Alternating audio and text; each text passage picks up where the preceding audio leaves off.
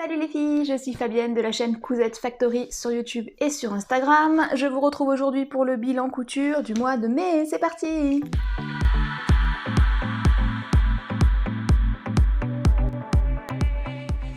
Alors, je suis super contente de vous retrouver. On est le 2 juin, il me semble, donc on est dimanche. Il fait toujours un temps... Comment dire? À part pourri, je vois pas le mot. Du coup... D'abord, je voudrais souhaiter la bienvenue à toutes les nouvelles abonnées. Je dis toutes parce que je suppose qu'il y a quasiment que des filles et les garçons aussi. Hein. Si jamais vous êtes là, je vous souhaite la bienvenue sur ma chaîne. Alors, le bilan couture du mois de mai, il va être assez court ce coup-ci puisque, je suis partie en vacances, hein, ça m'arrive des fois, et j'ai pas eu trop le temps de coudre des choses. D'autant plus que le temps ne m'a pas motivée donc pour les coutures d'été. Contrairement au podcast que j'ai fait du coup le mois dernier où j'ai fait des robes à foison, là on va plutôt se retrouver sur des projets pantalons. Il n'y en a pas beaucoup. En fait, je vais vous présenter d'abord un pyjama haut et bas. Tu te reconnaîtras la personne pour qui je dis ça. J'ai fait aussi un pantalon... j'ai fait un modèle de pantalon et j'ai fait plusieurs modifications dessus et je vais vous montrer du coup ce que j'ai modifié pour arriver au pantalon parfait, pour moi en tout cas. Donc je vais vous parler de ce patron là. Voilà. Du coup, j'ai fait un pyjama pour partir en vacances du coup, donc il me fallait quand même quelque chose de confortable. Je suis partie sur un tissu que vous connaissez si vous avez regardé mon précédent haul, mon haul dernier. Il s'agit de ce tissu-là. Oh, il est quasiment pareil que ce que je porte, mais non, là, ce que je porte, c'est la viscose, hein, donc rien à voir. Donc, je suis partie sur ce tissu-là, donc vous allez le reconnaître. C'était un rouleau de tissu de la marque IKKS qui était vendu sur les coupons de Saint-Pierre. C'est un jersey hyper extensible, mais vraiment, vraiment très très extensible, jersey de viscose, du coup super fluide. Au niveau élasticité, on est bien. Et je voulais me faire, vous savez, les pantalons assez confort pour porter à la maison, vous savez, type un peu yoga, avec un peu les bas du pantalon un peu flair. Donc du coup, je suis partie sur le modèle du pantalon Lilou. Je vous montre ça, vous voyez. Donc c'est un pantalon large, avec une ceinture resserrée à la taille. C'est donc le patron, Atelier des Premières. Il coûte à peu près 10 € en PDF. Il va de la taille 34 à 50, niveau débutant. Temps estimé de couture 2 heures, et c'est le cas pour le coup, puisque je vais vous faire avoir un haut et un bas, et pour faire les deux, j'ai mis 4 heures. Donc globalement, c'est à peu près ça, 2 heures pour faire le pantalon. Alors, je l'ai fait en taille, j'ai sous-taillé par rapport au tableau des tailles, puisque, hop, si je retrouve dans mon truc le tableau des tailles. La nana, elle a vachement préparé son machin, comme d'hab. C'est pas grave, vous allez pas m'en vouloir. Tour de taille, vous voyez, 71-74 cm pour une taille 40. Moi, je suis dans ces eaux-là, et du coup, j'ai fait une taille 36. Donc, j'ai sous-taillé de 2 tailles pour faire mon pyjama, pour qu'il soit bien moulant, étant donné que j'ai un jersey hyper stretch. Je me suis dit, je vais le tenter comme ça. Bon, j'avoue, j'ai un coupon de 3 mètres de ce truc-là. Je me suis dit, si tu loupes, tant pis. Hein. C'est pas grave, je trouverai bien quelqu'un à qui ça ira. Ma fille, notamment, si jamais je rentre pas dedans, elle devrait rentrer dedans largement. Donc je me suis dit, bon, au pire, je lui donnais à Lisa, et comme ça, c'était réglé. Du coup, j'ai sous-taillé en 36.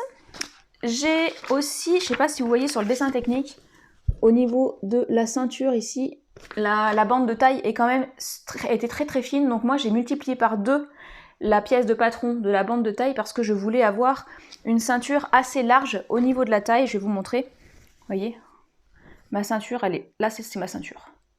Pour pouvoir du coup la retourner, vous savez, j'aime bien faire comme ça, avec les pantalons comme ça. Donc je l'ai multiplié par 2 au niveau de la largeur. J'ai entièrement cousu... Ah oui, qu'est-ce que j'ai fait comme modification? Au niveau de la fourche, j'ai rien modifié. La fourche, on en reparlera dans le prochain pantalon. J'ai rien modifié au niveau de la fourche, je me suis dit on va laisser comme ça, on verra bien. Et bien sûr, étant donné que c'est un patron pour une stature de 1m68, et que je fais 1m60 les bras levés sur un tabouret, n'est-ce pas? J'ai enlevé 6 cm d'ourlet à mon pantalon, et ça tombe nickel. Donc hyper facile à faire si vous voulez un pantalon un peu confort pour la maison, faites-le dans un jersey viscose avec pas mal d'élasticité. Vous sous-taillez de 2 tailles et ça sera nickel. Je suis hyper bien dedans. Je l'ai entièrement assemblé à la surjeteuse. Je sais pas si vous allez voir. On voit pas grand chose, c'est du noir. Entièrement assemblé à la surjeteuse. Et mon ourlet du bas, je l'ai fait à la recouvreuse, hein, puisque vous savez que j'ai une recouvreuse. Donc vous voyez que l'ourlet, il est nickel. Non, on verra un petit peu mieux, vous voyez. C'est une aiguille double qui vous fait un... Bah, comme quand vous achetez dans le commerce, en fait. Hein, clairement, quand vous avez un ourlet comme ça.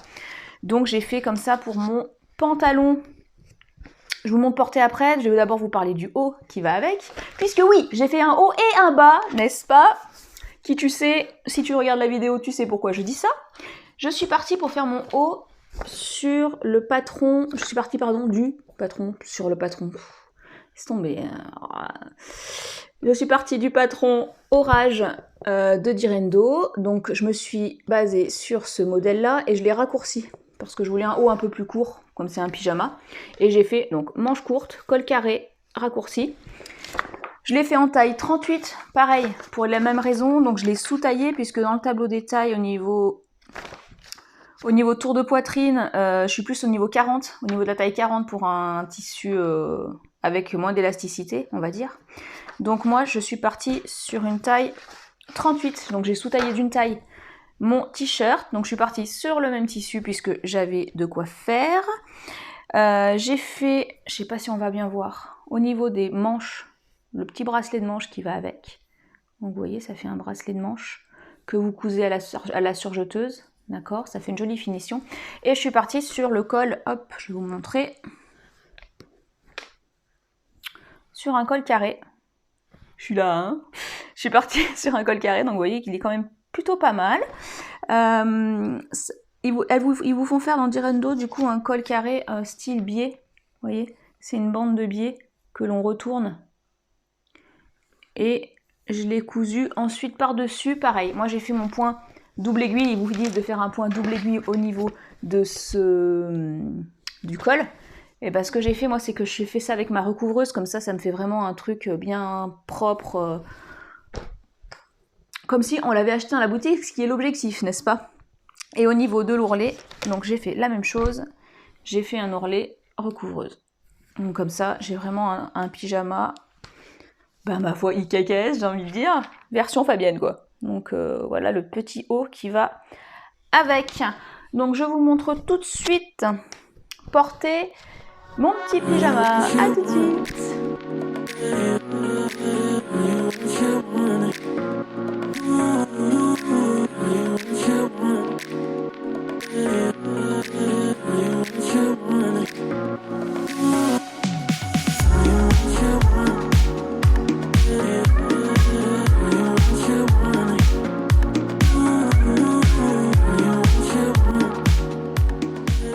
Voilà pour le petit pyjama. Alors, j'enchaîne ensuite avec mon projet principal vraiment du mois de mai, puisqu'il s'agit d'un pantalon fluide.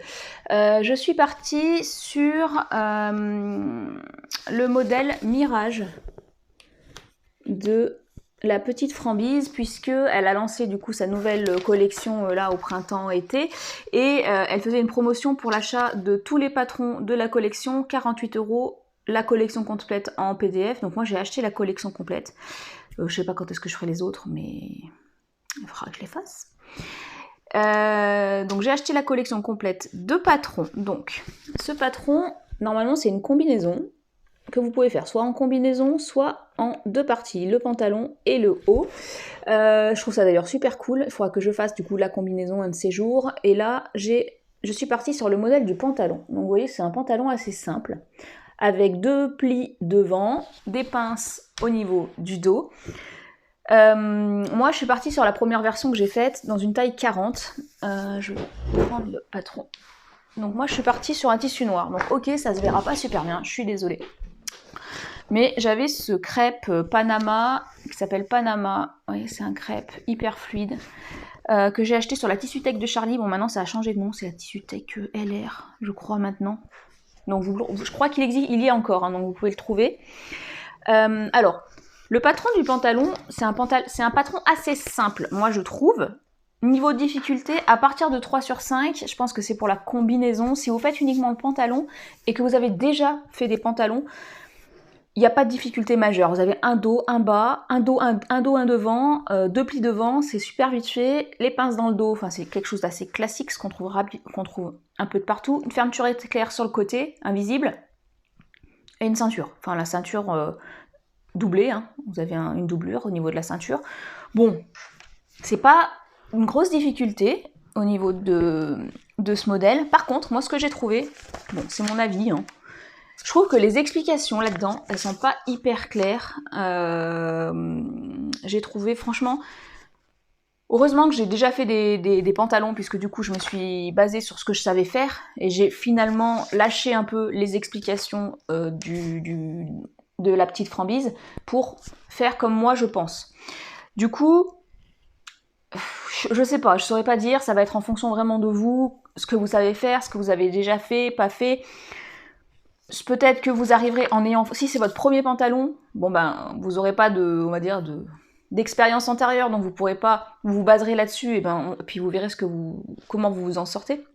Mais moi, qui ai déjà fait des pantalons, j'ai lâché un peu ces explications-là, et j'ai fait comment moi je pensais pour faire mon pantalon. Du coup, je suis partie sur une taille 40 dans ce crêpe. Qu'est-ce que j'ai... Alors... Je suis partie sur une taille 40, j'ai raccourci un petit peu, puisque bien sûr, hein, c'est toujours pareil, c'est pas fait pour des nanas toutes petites, hein, donc j'en enlève des centimètres au niveau du bas, plus ou moins toujours la même chose, entre 5 et 8 cm en fonction du patron. Bon. Une fois enfilé le bazar, je trouvais que c'était pas parfait. C'était pas foufou. Je nage un peu dedans, pas forcément au niveau de la taille, mais au niveau de la fourche. Je nage un peu sur les côtés, je suis pas convaincue. Après, toujours pareil, hein, fermeture éclair, moi elle est pas invisible, hein, parce que on en parle sur le modèle d'après, hein, parce que j'en ai fait 3 quand même dans ce pantalon-là, où j'ai eu une galère au niveau de la fermeture éclair, bref. Donc là, bah, elle se voit un petit peu, vous voyez. Et encore, j'ai mis une invisible. La prochaine fois, j'arrête avec les fermetures éclair invisibles, ça m'a saoulée. Petit poc à toi, Nadia, qui je sais, qui me suit, ma copine Nadia, qui me suit et qui est pareil que moi avec les fermetures éclair, c'est la galère. Bref, les fermetures éclair invisibles, laisse tomber. Une fois sur deux, la fermeture elle pète. Pour peu que, en cousant ta fermeture éclair, tu veux tellement être proche du truc pour qu'elle soit invisible, tu fous un coup d'aiguille dans la fermeture, tu peux plus l'ouvrir. Enfin bref, voilà. Je suis saoulée. On sent la fille saoulée? Je suis saoulée. Donc, je vais vous montrer ce que ça donne. Parce que ensuite, j'ai fait des modifications suite à l'essayage de ce truc. Je vais vous faire voir où se trouve du coup mon principal problème sur ce pantalon. Je vous montre et on parle tout de suite des versions suivantes. Alors, je suis restée dans mon atelier pour vous montrer ce que ça donne au niveau du pantalon noir. Donc vous voyez, on est quand même vraiment très large. Et ici, la fourche. Bon, c'est pas très glamour hein, de faire ça, mais clairement...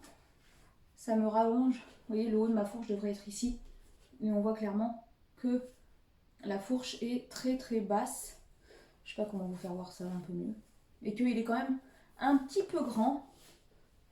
Je nage un peu dedans. Bon, il reste métable, hein. Mais je suis pas fan. Regardez, si je monte ici, vous voyez, je sais pas si vous allez voir, mais ce côté ici, fourche, on voit nettement la différence sur le patron. Il fait un peu pantalon de clown. Vous voyez, on voit traitement. Moi, je trouve qu'on voit vraiment une différence.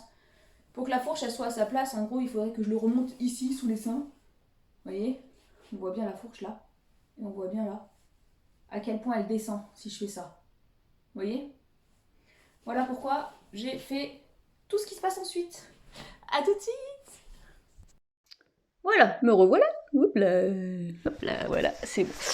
Alors du coup, qu'est-ce qui ne va pas sur ce pantalon? Donc comme je vous le dis dans la petite vidéo précédente où je vous montre l'essayage du pantalon, au niveau de la largeur sur les côtés, c'est un peu large, je suis pas convaincue. Et au niveau de la fourche, ça va pas du tout parce que la fourche est trop basse. Du coup, bah, déjà que je suis pas grande, mais alors là, ça me fait des jambes de naine, enfin c'est des personnes de petite taille, n'est-ce pas?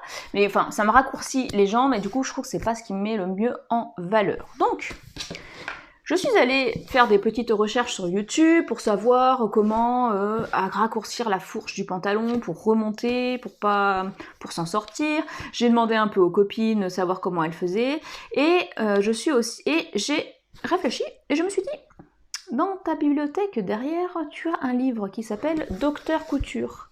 Je vous en avais déjà parlé, je pense, de ce bouquin. C'est un livre de Michel Thénault et Jessica Brisac dans les éditions La Plage.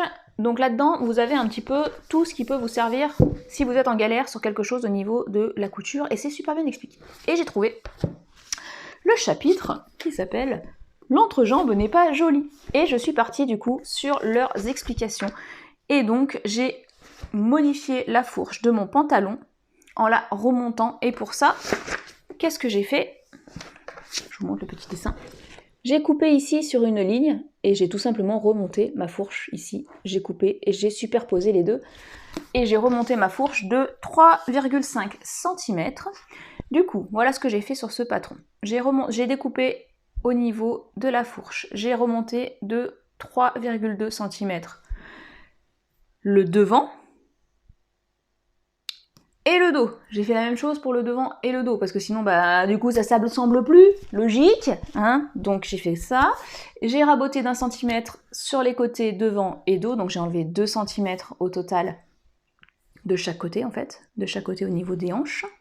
Et j'ai raccourci le pantalon de 6 cm. J'ai fait ça dans un tissu... J'ai toujours mon cahier, hein. Juste pour ça, pour me rappeler ce qu'il faut dire.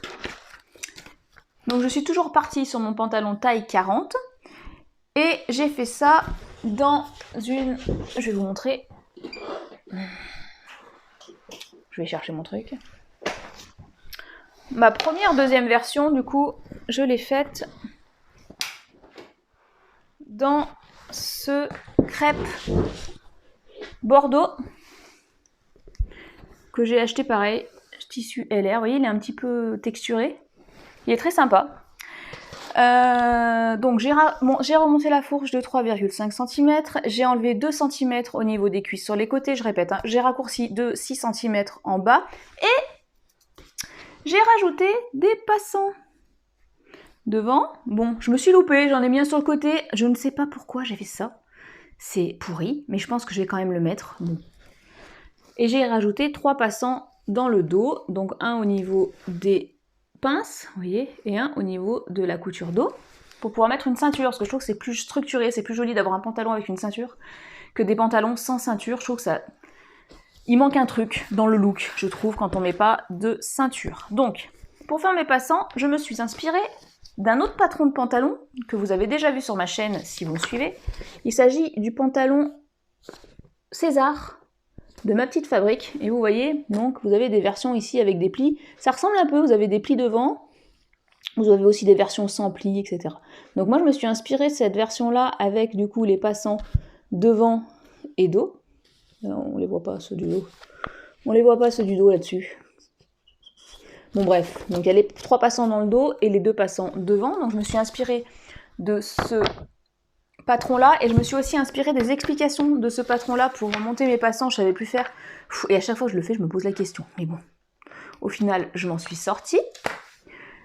Et j'avais pas de fermeture éclair rouge. Putain, du coup, j'ai mis une fermeture éclair noire. Bon, je vais vous montrer porté. Vous me direz si c'est portable ou si j'oublie tout de suite et je le laisse au placard. Mais bon, j'aimerais bien quand même le porter, j'avoue. J'ai surjeté en noir le pantalon, j'ai fait un simple rentré parce qu'au niveau de la longueur, finalement, il était assez court. Donc, il faudra que je rajoute 2 cm au niveau de la longueur. Bon, là, je peux le mettre, il n'y a pas de souci, hein, mais j'aime bien quand les pantalons sont assez longs, moi, comme les robes. Donc, du coup, je vais revoir ce petit truc-là.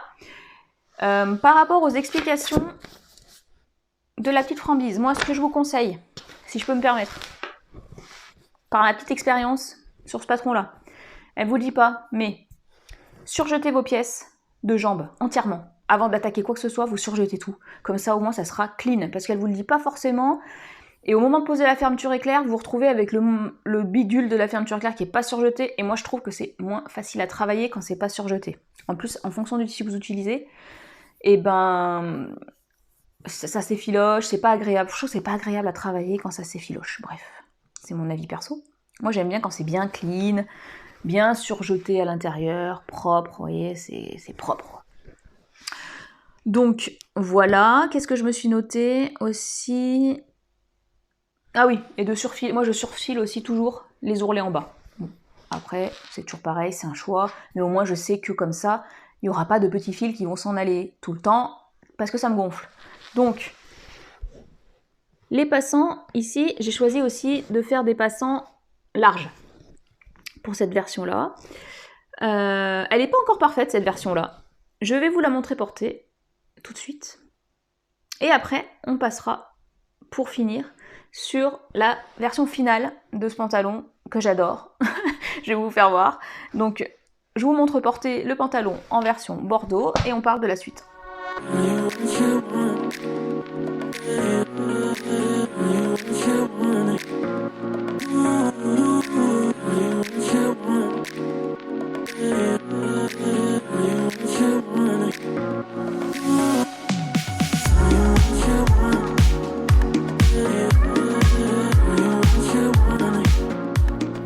Donc voilà pour la version bordeaux de ce pantalon. Maintenant, je vais vous parler de ma version finale, le best, j'ai envie de dire. J'ai fait donc toujours ce même pantalon Mirage dans un crêpe. Toujours pareil, alors là, pour le coup, c'est incroyable. Tous les tissus que je vous montre là viennent de la Tissu Tech by de Charlie. Bon, maintenant c'est la Tissu Tech LR. Si vous tapez Tissu Tech Charlie, vous tombez encore dessus, hein, mais bon, bref. Et donc là, je suis partie sur un crêpe Panama blanc cassé, magnifique. Voilà. Bon, au niveau vidéo, c'est pas foufou parce que du coup, il aime pas trop cette luminosité. Ce que j'ai fait comme modification, donc on repart du bordeaux. J'ai raccourci la fourche, j'ai rallongé du coup pour le coup, j'avais trop raccourci, donc là j'ai rajouté 1 cm au niveau de la longueur. Je surjette la totalité de mes pièces avant de faire quoi que ce soit, je surfile, comme ça au moins c'est clean, c'est propre. Et j'ai eu encore une difficulté sur ce pantalon, la fermeture éclair. Donc j'ai lâché l'affaire avec la fermeture éclair invisible, puisque mon magnifique pantalon blanc, là, je l'avais monté avec une fermeture éclair invisible. Elle se fermait, tout ça, nickel. Je vais pour l'essayer, pour tourner la vidéo, là, pour vous tourner les modèles portés que je vous fais, impossible d'ouvrir la fermeture éclair. Donc, hier soir, il s'est passé quoi? Il s'est passé le grand coup de ciseau dans la fermeture éclair alors que j'avais le pantalon sur moi, n'est-ce pas? On adore. Et le changement de la fermeture éclair, ce qui veut dire découdre la ceinture, bref. Et donc j'ai mis une fermeture éclair qui se voit, ma foi, là je sais même pas si vous allez la voir. Ah, attendez, je corrige la luminosité de cet engin. Voilà, allez, en corrigeant la luminosité, ça va beaucoup mieux. Donc, vous voyez ici, j'ai mis une fermeture éclair qui se voit, hein, parce qu'à un moment donné, on a envie de le mettre le pantalon. Voilà, donc je vais rester sur cette luminosité-là pour la version blanche. Et ici, vous voyez, j'ai fait des passants aussi, mais des passants beaucoup plus fins que la version d'avant. Je vous remonte la version bordeaux, vous voyez, la taille du passant. En gros, divisé par 2. Je me suis inspirée des passants d'un modèle de jean, en fait, puisque j'ai complètement, ici, vous voyez, ils sont surfilés à l'intérieur et pliés en 2. Ce que j'ai fait, c'est que pour pas coudre ici, j'ai mis du thermocollant, vous savez, pour faire les ourlets, là, du thermocollant double face pour coller mes passants en 2, en gros, pour y fixer ici les 2 parties de surjeteux. J'espère que ça tiendra dans le temps, on verra. Si ça tient pas, c'est pas grave, on fera des coutures à la main, on trouvera une solution. Et bien sûr, j'ai enlevé le passant sur le côté qui était très très moche, hein, donc je me retrouve ici avec 2 passants là devant et 3 passants dans le dos, donc un sur chaque, un au niveau de chaque ici pince et un au niveau de la couture centrale. Voilà, alors celui-ci, il est bien réussi. On ne parle plus de fermeture éclair invisible, j'ai lâché l'affaire. Je vais vous montrer porter la version finale de ce pantalon. Je pense que j'ai trouvé le pantalon large qui me va nickel. J'aime beaucoup ces pantalons fluides avec un tissu un peu lourd comme ça, je trouve que c'est très classe. Ça fait très habillé pour l'été, pour aller au bureau, tout ça, je trouve ça canon. Et on voit que des pantalons comme ça un peu larges dans les magasins en ce moment. Bon, quand je regarde ce qui est fait dans les magasins, C'est pas foufou, je trouve, au niveau finition, ils vous vendent ça, la peau des fesses, enfin, et c'est fabriqué par des gamins, donc je valide pas du tout l'histoire. Donc allez-y, faites-vous ce pantalon, maintenant que je le maîtrise. En gros, il me faut une petite demi-journée pour me faire mon pantalon. Ah oui, si, il y a un truc aussi, j'ai oublié de vous dire. La doublure, vous voyez, la ceinture à l'intérieur. J'ai cousu entièrement à la main ma doublure à l'intérieur. Je l'ai fixée entièrement à la main pour pas foirer, pour pas me louper au niveau de la surpiqûre ici, que si jamais là on voyait une surpiqûre, ça allait être moche. Et je me suis purée sur un pantalon blanc quand même. Enfin, faut soigner les finitions quoi. S'il avait été noir, bon, je dis pas. Mais sur le pantalon blanc, allez, j'ai dit allez Fabienne, tu prends sur toi et tu fais ta couture à la main. Et au final, bon, ça prend un peu plus de temps soit. Mais je suis vraiment très contente du résultat de ce pantalon que je vous montre tout de suite.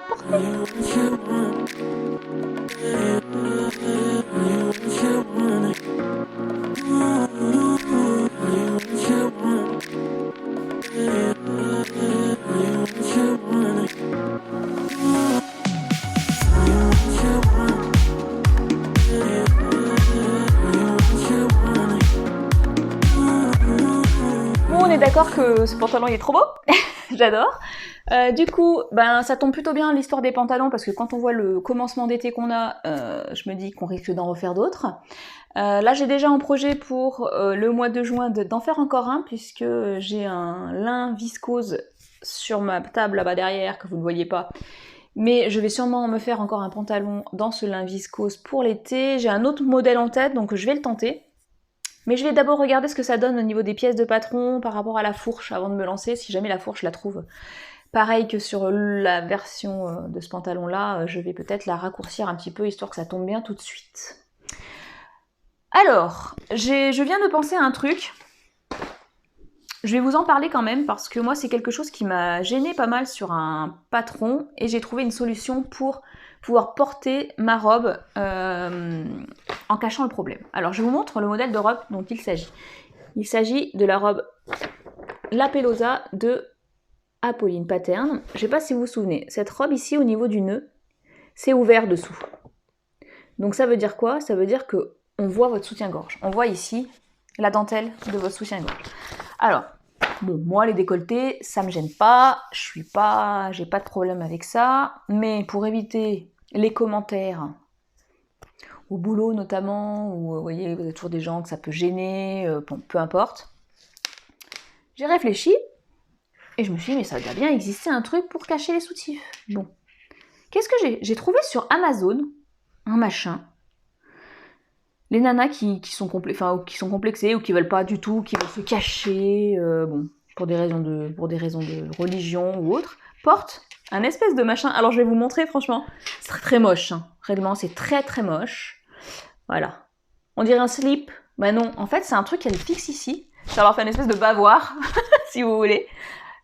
Qu'elles fixent dans leur soutien-gorge avec ces trucs-là, au niveau ici des bretelles du soutien-gorge, et comme ça cache le décolleté, ça cache la poitrine ici, la naissance des seins, donc ça cache le décolleté. Bon, moi, ça non, hein, je vais pas porter ça, c'est hors de question. Donc, j'ai enfilé ce machin-là avec ma robe par-dessus, et j'ai fait quoi? J'ai tracé au stylo, vous le voyez? J'ai tracé au stylo, en gros, le truc où je voudrais que ça tombe, pour que ça puisse cacher simplement ici le soutien-gorge que l'on voit à travers le décolleté de cette robe-là. Après 2 essais, je suis tombée sur un truc qui ressemble à ça. Bon, on dirait un mini-col, une mini-bavoir, etc.